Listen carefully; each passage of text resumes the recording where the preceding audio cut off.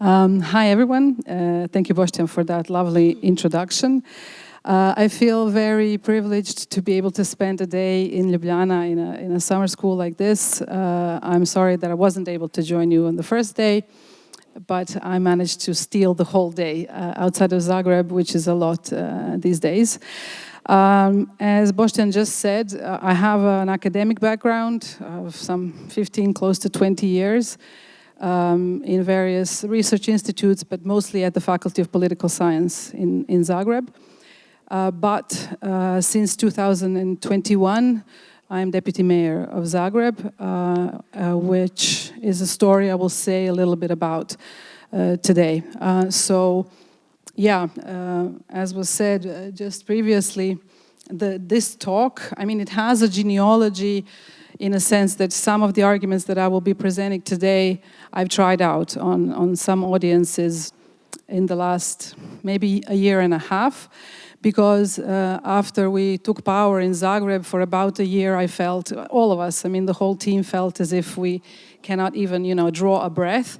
But after a while and after, an accumulation of very intense experiences, I did feel a need to reflect and also to share. And particularly to audiences like this, because I also used to be a student and I am still a scholar who, understands myself. My habitus is on the left, on the green left. I was part of various movements, and in particular the founding of the Institute of Political Ecology in Zagreb, where I was the president of the board for many years. So I've personally, and we in various teams, worked on various theories that are part of summer schools like this. But, the experience of actually winning power in Zagreb was very, very, very hard. And I guess the genealogy of the talk is in that sense, that this is a reflection. It is informed by, some knowledge from before, some thesis about why things are the way they are, but it's not like a well-spun argument that goes from, A to B to C to D. And I welcome any questions. If something is of a clarification nature, you can interrupt me at any moment. I don't mind explaining, because this kind of audience means that some of you are fairly well, you know the context of Southeast Europe, some of you of Croatia in particular, maybe the genealogy of the party that I come from. Zagreb je naš, Zagreb is ours, and then Možemo, which is a national platform in Croatia, but others don't. So I'll try and kind of, say something about each of the theses that I put forward, but if something is unclear, feel free to interrupt me, and if that works. And in the mode of, Chekhov's gun, because I have this, I will have to use it at some point in my talk. It's an inductive kind of table that helps me explain the choice of strategy for what we did in terms of what kinds of power, what kinds of levers of power you have or you do not have when you're a city government. It's not the same as being a state government, which is, I think, obvious, but still, I think some of the analysis will be helpful. So and I have a pen which is very thin, so most of you won't see it, but I'll explain it, and if you want me to say more, I'll say more. Okay, so that's the plan. And once I'm behind here, you won't see me because it's a very tall stand. Anyway, okay, with respect to urban movements, what I wanted to say, I focus on, so this is just a broader context of Southeast Europe, very, very briefly, about what is particular and what is common about contemporary urban movements on the green, like the green left, or where they intersect. I think it's okay to say that all urban movements aim to change the topics of conversation, particularly in a sense of going back to the basics of what people need for a good life, rather than, which is the case in many countries, of having like a conservative nationalist hegemony in terms of what are the topics of politics and how elections are won. And mostly urban movements are those who try to pick particular struggles of a particular space to show systemic corruption and things like that. In that sense, they always attempt to change the conversation, so move away from classical political cleavages of where you would put people on the left and on the right, and they aim to say, look, this is about you, this is about how you live. That's one thing. And the second, which I think is always true of progressive urban movements, is that they want to do this by democratizing power. They don't want to tell you this, they want you to get involved in this change. They want you to have an experience of power, and that's kind of a basic democratic thesis. Now, what is particular, I would say, about urban movements in Southeast Europe, on the one hand, in terms of kind of, if we historicize this a little bit and look at the context, and if we say that their goals are an ecological transformation, something that would be a, broadly speaking, egalitarian degrowth pathway, what are the good preconditions that I think we have in Southeast Europe, in the former Balkans, if you like, is on the one hand, and this I speak based on empirical research that I did and many around me in the Institute for Political Ecology and other forums where I worked, egalitarian orientations. They're very, very broadly still distributed among the populations, even though we've been told for the last 30 years that this is an atavism of the past, that this doesn't work, that capitalism is all about, not everybody being the same. But generally, when you do polling, when you do social research, when you ask people about their feelings about the role of the state, about feelings of justice pertaining to healthcare, education, and so on, generally in the region, we have still very strong egalitarian orientations, and this is a foundation, I believe, like when I speak to citizens, where we draw from. This is a good, good kind of historic common background that we share. Another thing which is very kind of characteristic of the region is very widespread food self-provisioning. So, and this is something that's been written about by various scholars. One, for instance, is Petr Jelička, who is a Czech guy, who was, arguing that in the region, producing your own food is not because you're poor, but it's way, way broader. It has a very broad kind of middle-class base. People do it because this food is better. That's the main reason why they do it. It's healthier, but it's better. It tastes better. And this used to be extremely widespread everywhere in the region. And of course, consumerism kind of made it recede to an extent, but it's still quite widespread. You can basically not meet anyone in Croatia, Serbia, Bosnia, any of the countries in the region who doesn't have at least one person around them who can procure food directly from knowing the source. If they're not producing it themselves, then the person next to him is. And I think that's another kind of very good tradition that we have, where we can, relate to common sense in the direction in which we want to go. Another thing that we have, which is, so if you know the prosperity thesis, this says that you have to be rich as a society in order to have a green orientation, so that people will recycle and they will not drive the car, they will take the bike. And apparently this is, you don't find these types of behavior in poorer countries of the semi-periphery. But what I argue, contrary to that, is what you do have in the semi-periphery is a very blatant direct view of ecological degradation and ecological risk. You have a very kind of direct experience of what devastation of, for instance, climate change brings, much more direct than if you're living, I don't know, in Denmark or in other places, because we still have like open landfills, in cities and things like that. Things are very physically present. And when we do have a crisis of some sort, which is because of climate change, then the risks and the consequences, they hurt people much more because the states are less well equipped to deal with them. So again, we have something to lean on, which is a direct experience. I think these are all positive. The main negative is that we have decades of really mismanagement, and this has created very low, a very high, if you like, distrust of any kind of institution. Political parties, politicians, courts, you name it, whatever is being polled, levels of trust in the region are, way below, and that's really hard because you're bumping against a wall which says you're all the same, you're all corrupt, you're all gonna steal, you're saying this, but I'm sure you're doing something else. Like that idea of politics, that idea of like a non-existent almost public sphere of reciprocity, of, you know, you're giving me your vote and I'm giving you a policy back. That's the main kind of wall that we're hitting against, and it's a really hard wall. So these are kind of, yeah, I think these are important to understand, and this was for the purpose of those who maybe are not aware of kind of what is specific. This is a semi-peripheral, post-socialist kind of short introduction to the context.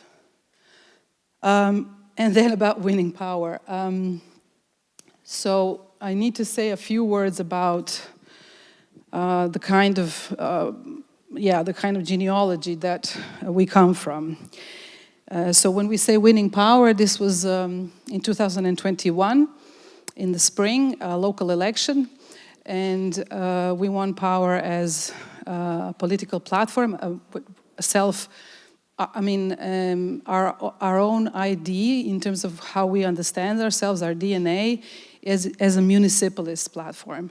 And we quite directly looked onto Barcelona and Comú as an inspiration. We were in contact with people from Barcelona and Comú, and we were watching them closely from 2014, while we were still not ready and still didn't decide to enter politics. And we looked at what they were doing, and I guess we found inspiration in that. And at some point we said, you know, we are the people that we're waiting for. There's no other people who are going to do this, and we're just going to jump in. And for us, the main event happened in 2017. We actually founded the party, Zagreb, in 2017, and we contested the local election then with a mayoral candidate and a list for the city assembly. And we won four councillors in the 47 seats of the city assembly, and that was kind of our first major win. It was 7%, I think, of the vote. But we used that well, and I will now shorten the story to 2021, because in 2021 we won, so it's a direct ticket for the mayor, so people vote directly for the mayor. His name is Tomislav Tomašević. I'm the first deputy, and Luka Korlait is the second deputy, and we are all on the same ticket, so people vote directly for the ticket. And we won that election through 2 rounds, but in the end Tomislav got more votes than any mayor previously in Zagreb, since we have direct elections. And the list for the city assembly was 1 seat short of a majority. So it was a complete landslide. We were previously to that, and relatively kind of, you know, people thought of us as, you know, a radical group with no chances of anything, but we almost, you know, we were 1 seat short. And for that 1 seat, we had to post-election form a coalition with the Social Democrats, unfortunately. But it's been okay. I mean, it would have been way better if we didn't have to, but we missed the 1 seat, so we had to coalition. What I thought is here very important to say is that in Croatia, since we have multi-party elections at the beginning of the 90s, it's always one party that is in power, and that's of the center-right, the Croatian Democratic Union. There were only 2 exceptions, 2 national level elections in which the Social Democrats had power. So we have a very strong right-wing hegemony, like a conservative nationalist hegemony, which swings, I mean, depending on context. Sometimes it's more right-wing, sometimes it's more centrist. Now it's more centrist. But generally it's a right-wing hegemony. I think that's important to say. And the Social Democrats have the same problems as everywhere else in Europe, and that's that they're not really social democratic, but generally centrist liberal, and because of that have been steadily losing support. And because of that is one of the reasons why, you know, at some point we said we have to like contest elections, not only for the city, but we'll do it for the national election as well.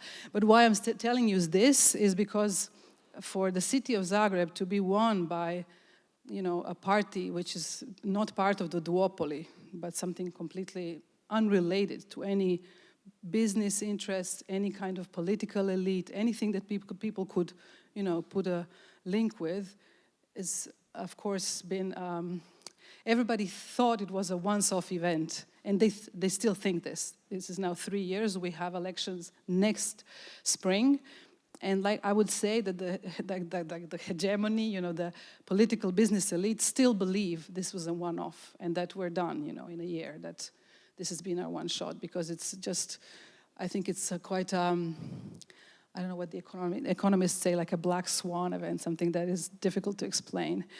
I think all of that is important because that means, of course, that we have not had any previous government experience. So we won, like, the capital city, you know, the major city with its €2 billion budget, and we're at the same time a county, which means that we take care of kindergarten, schools, hospitals, social, all kind of social care, elderly care. Like, we have over 340 different city institutions that are under direct administration of the city. So it's a huge system to run.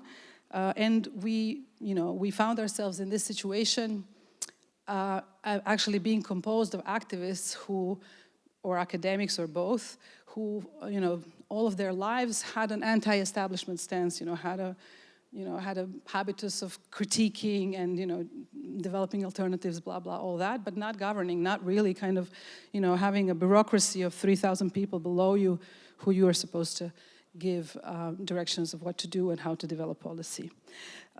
In terms of the context, I gave you some context of Southeast Europe and just a few more sentences about Zagreb. So before Tomislav won this election in 2021, we had the same mayor for 20 years. I mean, this is not so atypical. I know many cities, both in Europe and in the US, where, mayors anchor themselves and they stay mayors for a long time. So we've had that situation. We had one mayor, Milan Bandic, for 20 years, who was broadly of kind of social democratic. He came to power as a social democratic politician, but over time ditched any kind of alliance and worked really well with everybody, and was a typical kind of macho, old-style, autocratic, corrupt politician, like your typical, like in the TV series. So this is what, that means that after he died, so that's important to say. He died.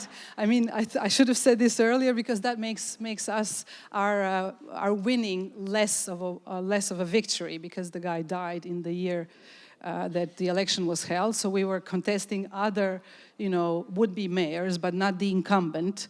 But he was already so unpopular that he would have lost, and we would have, of course, preferred to actually win against him, but he died. But I think what's really important to say is that everything like from political science and sociology about governments which are, as I said, like autocratic and very much relying, like having all of the concentration of power in the hands of one man, and having a lot of kind of arbitrary power, meaning, he wakes up in the morning and then he says, here we'll have a new street and things like that. He did all these things. And he allowed for like systemic level corruption, meaning that he was involved in various deals with investors and so on, changing spatial plans, doing all kinds of things. And he was arrested a couple of times. He was in prison, but he would still get elected until we came.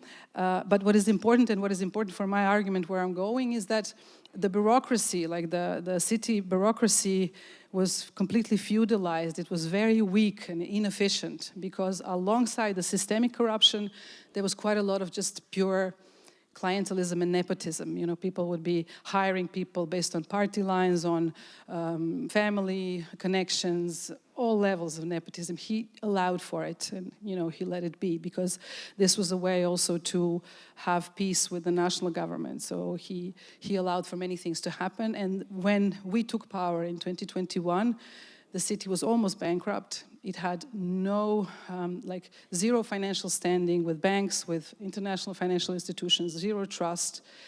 And it was kind of emasculated. So all of the city basic companies, utility companies, communal companies, underinvested.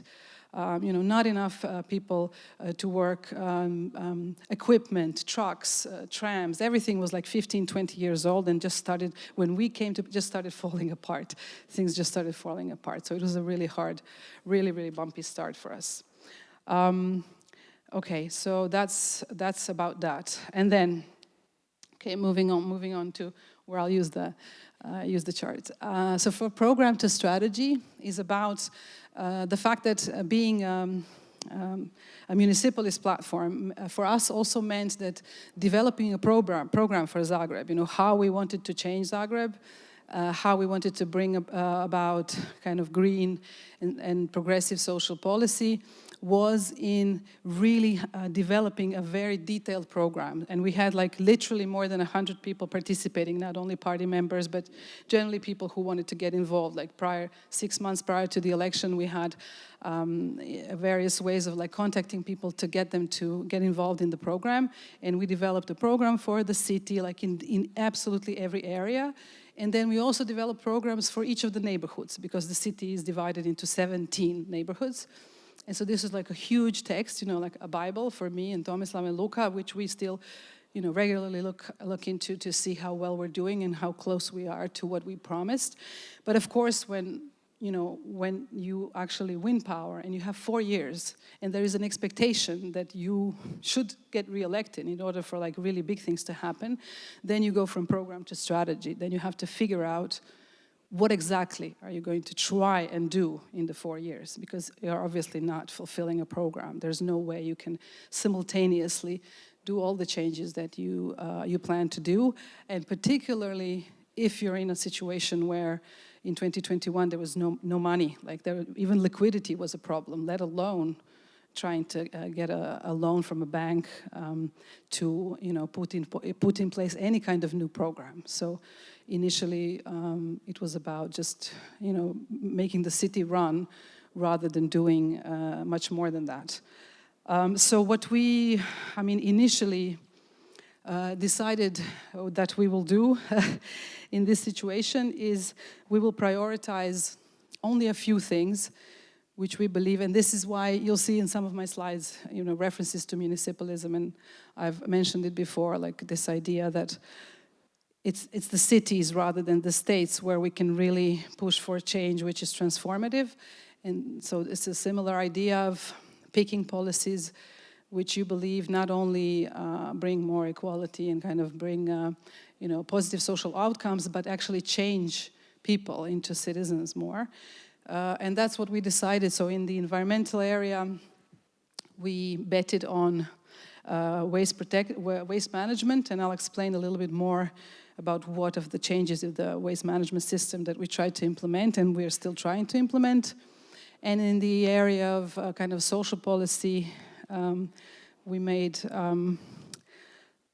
big reorientations in how the city was spending money on children, in the sense that there was in place a very socially regressive policy of cash transfers for big families. So if you had more than like a third child and every child after the third, the city was handing out large cash transfers to these families. But on account of that, kindergartens were not being built. So in 2022, the cash subsidy policy for large families amounted to 70 million euro per year. It's a huge program for covering about 5,000 families. And we basically ended that program, and that was really hard, ending that program. As you can imagine, I can say more if people are interested because I want to move on. But anyway, so that by ending that program, which went through 2 legal battles and many struggles for almost more than 2 years, this released the money to start building kindergartens, and now we are really heavily invested. This year we will, by the end of the year, I think we will be opening our 13th or 14th new kindergarten in the city of Zagreb in order to really catch up very fast, because for obvious reasons that I can also explain why this is a major feminist policy, why it's very important. So that's one flagship, and the other was in waste management, and we did really far-reaching cultural programs that I can talk about if somebody is interested, but it's not here pertaining so much to the argument, so I won't. And basically, we just said, okay, these are the 2 or 3 things that we'll try to do, and we place our bets on this, and we place our bet on hoping that the change will be visible enough that we get re-elected. And we did many other things, of course, and we're still doing them, but this kind of initial bet is still on, in the sense that because of, as I'm trying to explain, we had a feeling that we're trying to operate a plane which is really broken. So very day-to-day things didn't really work, and we had hostile bureaucracy, so we had very concrete obstacles to fulfilling these goals, in the sense that anybody who I described this to would say, but you're not ready, you're not ready for any kind of transformative policy being implemented. And we said, yeah, we know we're not ready, but we're still doing it. And in that sense, it's a bet. And the bet is still on. We'll see. We'll see next spring how we do. I think we have a good chance of being re-elected, but that depends on many things. Okay, so the problem of left in power, of the left, parties of the left, in what way do they have a problem with being in power? This is a Foucauldian thesis, and I'll just read it out because it's better how I wrote it than how I'll say it. It says that the problem of socialism is that it has the ideology that rationalizes its power, but does not have its own institutional practices to achieve its goals. I think that's like, I think about this every day while I'm in office. Because as I said in the previous slide, we had a very strong program, and we have really excellent people in figuring out, what needs to be done, but how you implement this in the context that I've described, and through the levers of power, like through the, as it says here, institutional forms of intervention, being them either if they're institutional or procedural. How do you use these? Because you don't want to use them how they were used previously. And you also want to expand access to them. You want to expand participation. You want to democratize power. You have all these, above and beyond goals that are part of how you believe one should govern, and which are also pressed on you by your party, by members, by supporters, by voters, that you need to change these things. So that's a fundamental problem, because the right, the right wing, when they access power, they don't have this problem. They don't think about, how do we involve more people, in decision making. They simply, implement their program. And for us, this has been a major kind of challenge, thinking about these forms of intervention. How do we use them? How do we use city institutions? How do we use our budget? How do we, go through various of the levers of power that we supposedly have but don't really have? And that's the main puzzle. That's the main challenge. And that's what I want to show on this. Just give me a second that I grab my notes. Okay, so moving on to here. What this little table shows are these kind of, so it's an analysis. This is an inductive analysis. It doesn't, I cannot point you to a piece in the literature somewhere where this would look like anything, but it's simply been a process of kind of talking like this in various forums and figuring it out. So basically the title would be the levers of power, levers in terms of like, when you push a button and things go in the direction that you want them to go. And this says the state and the city. So that just so that we get a feeling of what you can and cannot do when you're a city government, and how this also implements your strategy, how it influences your strategy. So the first one I would put out here is regulatory power. Regulatory power. Regulatory power is meaning you write laws, you write legislation. So of course this is the prerogative of the state.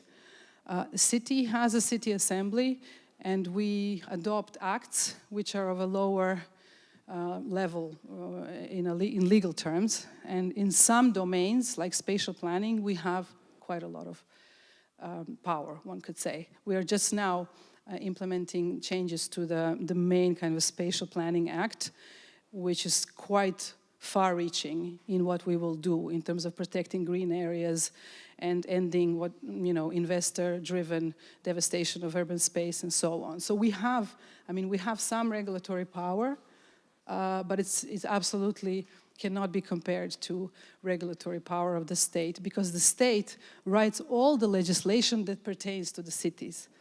They can change the law which governs how, some aspects of the communal order, so we can fine people but not really so much for traffic. This is also the police, so it's also the state, but only in areas such as, if we see you directly throwing your rubbish outside the bin, if our employee of the city sees you directly doing that, he can fine you. But, these are very small instances. So we have a little bit, but not really. Okay, then really, really important, access to capital. Access to capital.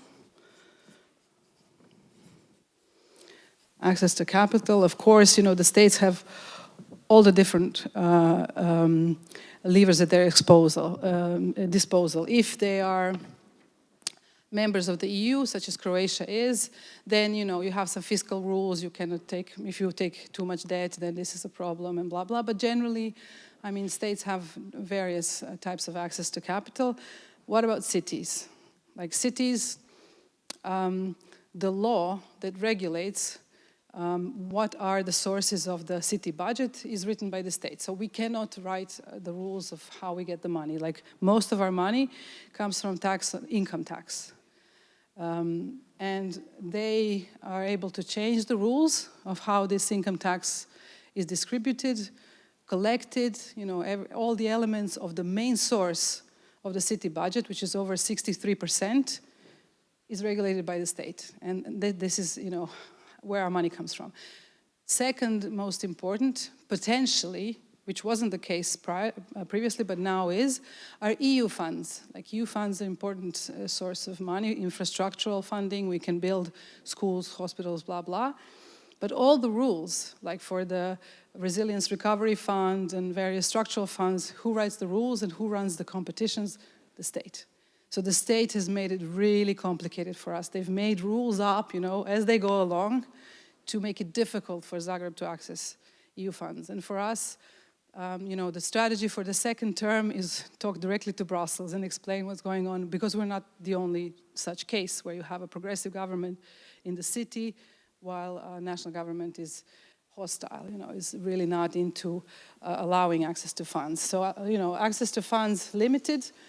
We can take out loans, but how much and whether we can or cannot, again, we have to ask for permission by the Ministry of Finance. So first they write the regulation which says what amount of debt we can have at all, and then they also have to give a green light to every particular, every specific loan that we take out. So they completely control any kind of indebtedness by the city. And plus, on top of that, as I said, no bank wanted to lend Zagreb any money, like when we came. Because the previous mayor, wasn't a very trustworthy guy. And also, I guess we, as like total newcomers, not linked to any part of the business or political elite, we were also not trusted. So it took a while. And so, for instance, now, just this week, we signed a loan with the European Investment Bank for infrastructural projects, but so we now do, we did manage to have some direct access to capital, but again, Lila. Okay, I'm taking a bit too long. This is, I wanted to put here a web of institutions, so I'll put it like this, web of institutions.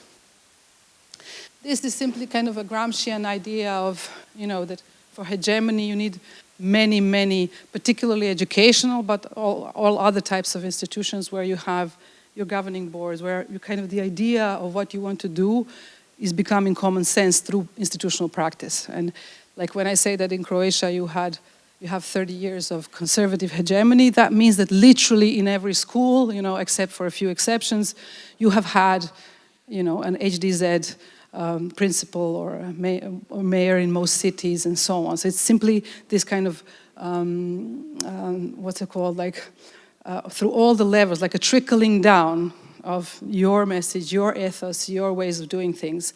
This is fundamental. Like without that, there's no change, because you're saying something like I often envisage myself as standing on top of some, big mountain and shouting, but nothing's going on.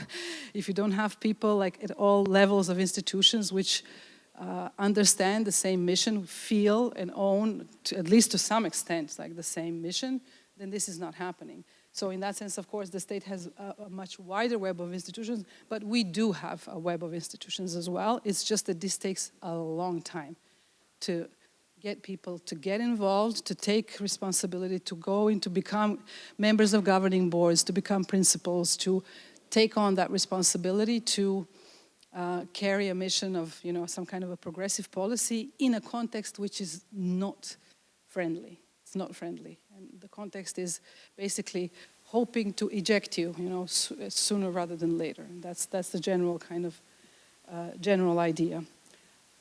Another part which is quite important, one is party structure. So I'll put that here, party structure.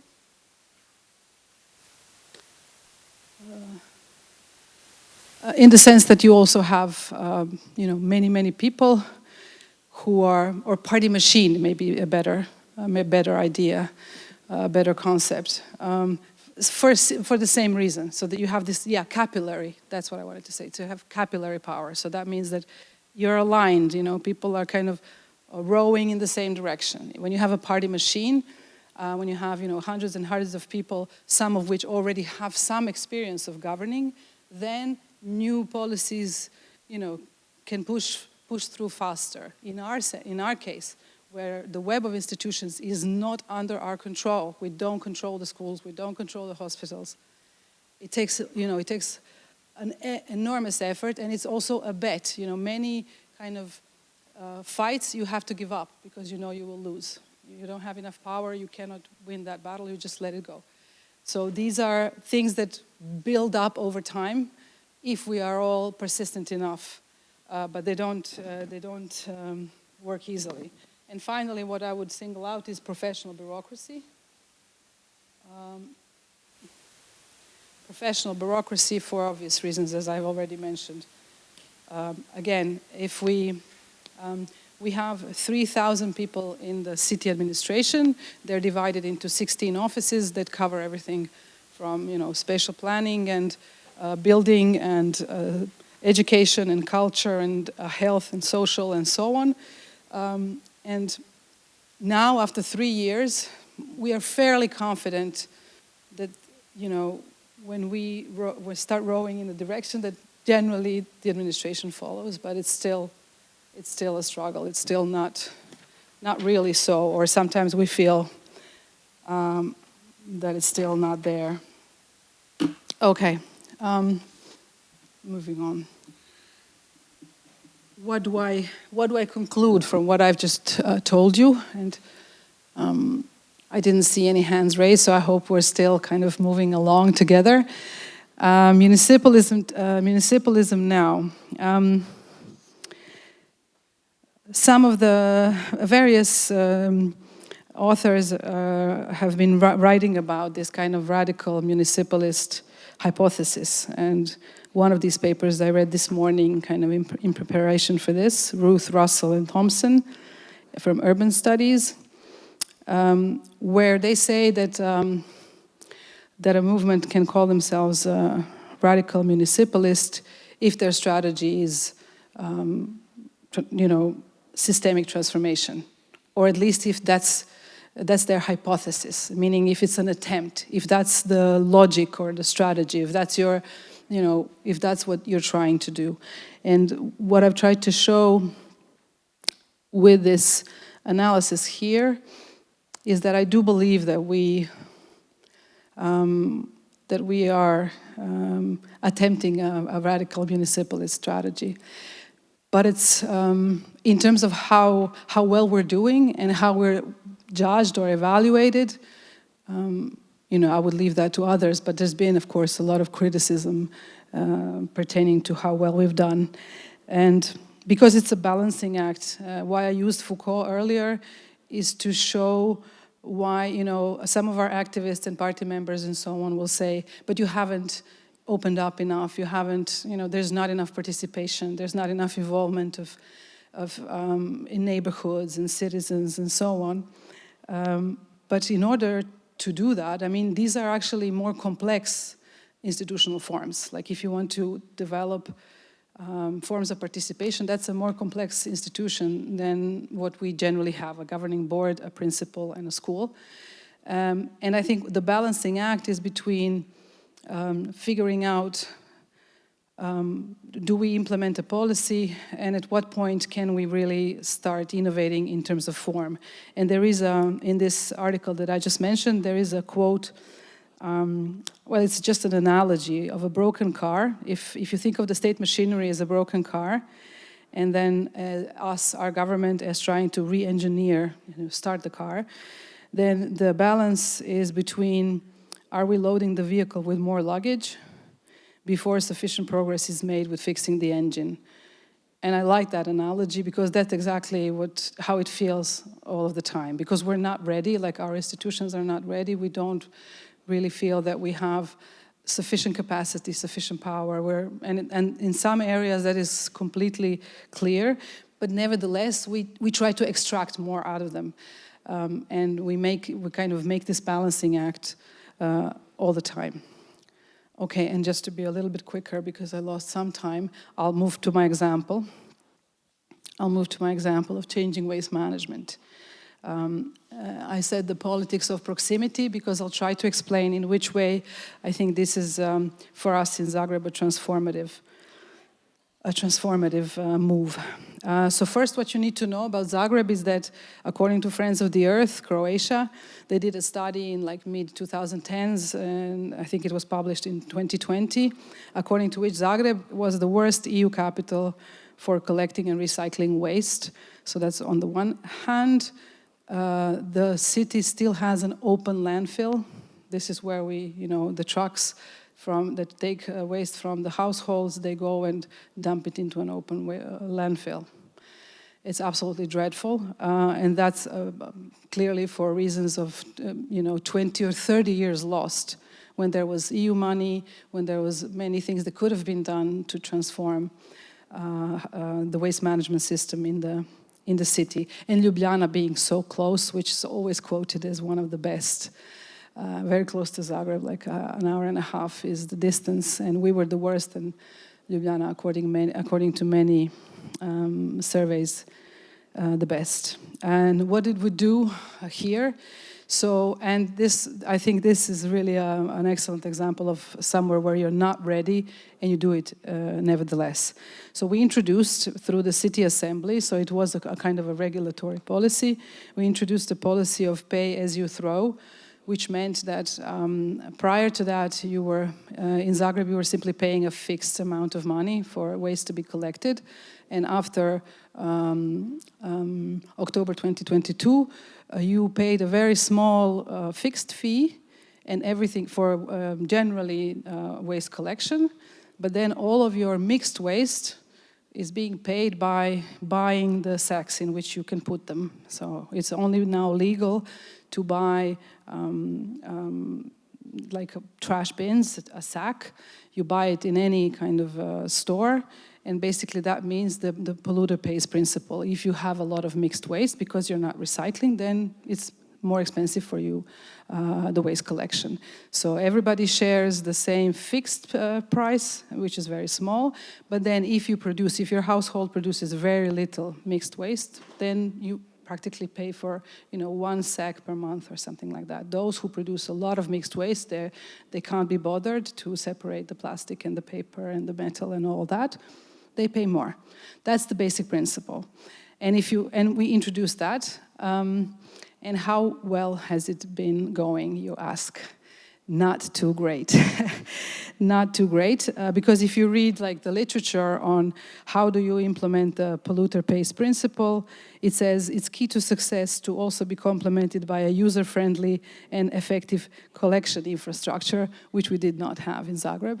We are building it. We have been building it since the mid-2022, meaning, various forms of how you separate the waste and how the containers in which you separate them, how conveniently are they located, whether they can be closed, whether they can be controlled in terms of which of the users has access, how well the whole city is covered with this infrastructure. This is an enormous effort of literally close to 1,000 locations where we have to build new infrastructure for waste collection that will be, separated waste containers.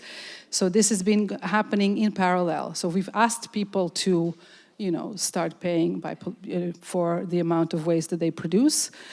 And at the same time, we were saying, okay, the infrastructure is following. It's not there yet. Please do it. We cannot control you. You can cheat, obviously, because we have no way of actually controlling whether you're actually buying that sack and whether you're actually using it in order to put your mixed waste in it, or you're doing something completely different, or you're illegally dumping, or whatever. We didn't have a system of actually following this up and fining it and, doing any kind of repression on those people who didn't buy in.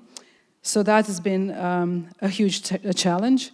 But in terms of also engaging people in this, it has been an enormous challenge. And part of it is because we're not ready, because we're not infrastructurally and institutionally strong enough to implement this kind of policy. But it's for other reasons as well. And I think the changing waste management, and in particular this aspect of changing the waste collection system, is really a sink or swim issue for us. It will, I think, be evaluated as such, because no other policy that we implement touches on absolutely every person in the city, and this one does. It's impossible to live in Zagreb and not be affected by this policy. All the other policies in all the other areas, they have their pros and cons and they have their advocates, but some people just don't care, they're not involved. This one involves absolutely everyone. And it is in a way a signature green policy, because it opens up all the fundamental questions about consumerism, about what we actually need, about work conditions for, platform workers, Volt, all of the packaging that we consume and so on. And fundamentally, because it makes demands on every citizen to change their behavior. They have to sort and recycle. In many ways, they have to engage with their neighbors, and this has been a struggle as well, because what we asked for people in multi-story buildings is for them to reach an agreement about where they want the infrastructure, and we will build it, but they need to agree on where they want the containers for the recycled waste, and this has been a complete mess, like a complete struggle, because some people just don't want to. They don't want to be constructive about it. They don't want to think about it. They don't want any location. Every location is bad. They don't want to talk to their neighbors. Some of them just can't be bothered. There is a million reasons why asking for people to be a community. This is the politics of proximity. Actually asking you to talk to your neighbors to settle on something that's a basic quality of life issue has been an enormous struggle. An enormous struggle. And on top of that, opposition to our government is now also being, one way of showing this opposition is to oppose the policy of waste collection. So, throwing your trash anywhere or just, deliberately not following the rules has become also a way of, giving us a message. So it's been, I know that in these types of summer schools, climate change and how it's talked about it's a wicked problem, because it's complex, it doesn't have simple solutions. The waste collection and waste management for Zagreb is not wicked, it's just completely messy and complicated and really, really difficult. But I think it's really important for us in many ways. What I want it to be, and I'll try and kind of finish here, I want it to be a source of building confidence for the citizens of Zagreb, that they're capable of making such a change, that we can be a better community. And I know maybe it sounds pathetic, but I really believe in these things, that this is a fundamental. That we've become so, isolated, individualistic, all of that. We like living in the city because we don't have to talk to our neighbors. I know all that. I'm part of that, and that's who I am as well. But this kind of change is so obviously a good change, and it pushes us, by proximity, to get involved, to talk to each other, and to simply, what I have here in my note is that it addresses people not as individuals, as clients or as consumers, but as citizens.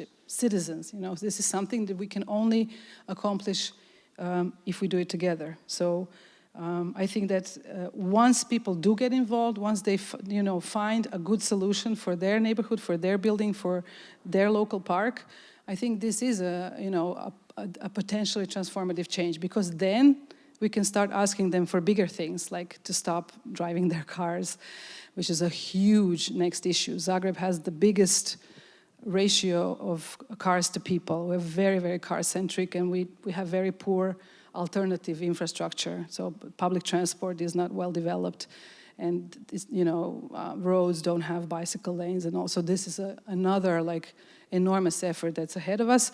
But I really, really feel that here we need that. We need that experience of a positive change. And it's particularly, so I'll go back to my beginning, it's particularly important in these semi-peripheral post-socialist settings where people are like, but we're not ready, we're not Switzerland, we don't have the political culture, we don't have the, why are you doing this to us now? Maybe in 20, 30 years, in some sort of distant future. So there is a lot of auto-racism in the sense that, other people can do this, other cities can do it, but we can't, you can't ask of us to do this. And I really think that's a kind of fundamental element of emancipatory politics, of politics of the left, is to actually have a good experience together, trying to work through this really messy change, which is, direct. It's not just messy, it's smelly, it's horrible. And most of the time you don't want to deal with this, but it's right in front of your face. It's every day, it's part of who you are, you produce waste every day.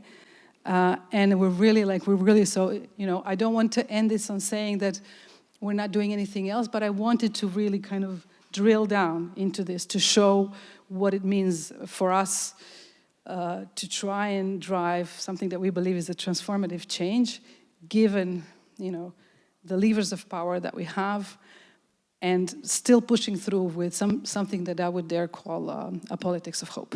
Thank you.